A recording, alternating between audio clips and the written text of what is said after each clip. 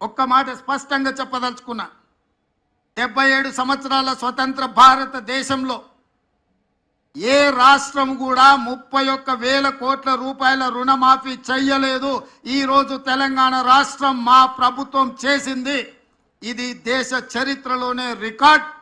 ఈ రికార్డ్ రైతుల కోసమే చేసినాము, రైతులను ఆదుకోవాలన్న ఆలోచనతో చేసినాము. ఇవాళ మేము రుణమాఫీ చేసినామంటే ఎన్నికలు లేవు, మేము ఓట్లు అడగడం లేదు. ఎన్నికలు ఉన్నప్పుడు ఓట్లు అడిగినప్పుడు రాజకీయ పార్టీలు ఇట్లాంటి నిర్ణయాలు చేస్తాయి తప్ప రాజకీయ ప్రయోజనం లేకుండా రైతు ప్రయోజనం కోసం ఎప్పుడు జరగలే. కానీ మేము రైతు ప్రయోజనానికి ప్రాధాన్యత ఇవ్వాలన్న ఆలోచనతో ఏ ఓట్లు లేనప్పుడు ఏ సీట్లకు ఎన్నికలు జరగనప్పుడు ఈరోజు ఈ కార్యక్రమాన్ని తీసుకోవడం ద్వారా రైతులకు అండగా నిలబడతామన్న విశ్వాసాన్ని మేము కల్పించదలుచుకున్నాం. ఈరోజు